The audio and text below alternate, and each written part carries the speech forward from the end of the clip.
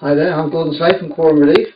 We're just talking today about ways to cook wheat.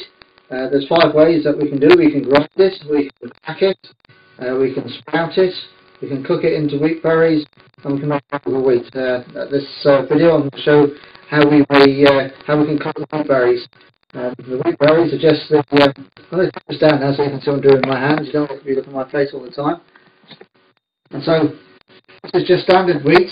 It's come already cleaned and dried, and so in order to cook it, I've just taken one cup of wheat, popped it into this saucepan, added 2 cups of water. I've added 1 OXO cube. If I was going to be using this wheat berries dessert, obviously I wouldn't add that at that point, but you can add any flavouring that you want at that time of cooking, or you can leave it plain and add your cooking water. I've popped it into the saucepan. I'm just bringing it to a boil. Once it's boiled, we'll just give it a stir, and then we'll let it simmer for 40 to 45 minutes. I always remember when looking at recipes to do with wheat that the English wheat is softer than the American wheat, doesn't have such a long cooking time.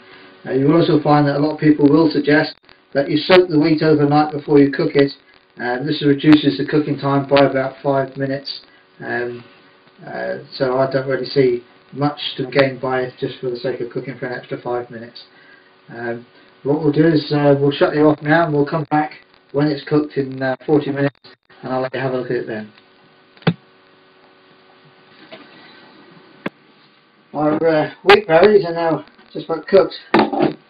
I would remind you that while cooking them, check constantly that there's enough water in them, and pop a lid on the top of the saucepan as well. I'm going to put this into the glass dishes for 2 reasons. 1, so that I can show you better, it's a bit dark in the saucepan, and 2, it's always best when you've cooked something, regardless of whether it's wheat, whatever it is, if you're not going to be using it straight away, that you spread it out in a dish so that it cools quicker. Any food that you cook needs to be cooled and put into a fridge, and cooled first obviously, then put into the fridge within an hour and a half.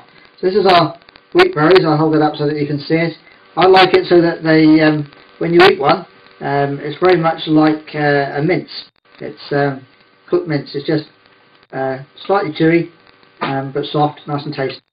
A little bit darker than if you do it without OXO. As you remember, I put OXO in ours, as I'm going to use it for a meat dish, and gives it just that extra little bit of flavour. That's now ready to use in any recipes or to eat in a salad.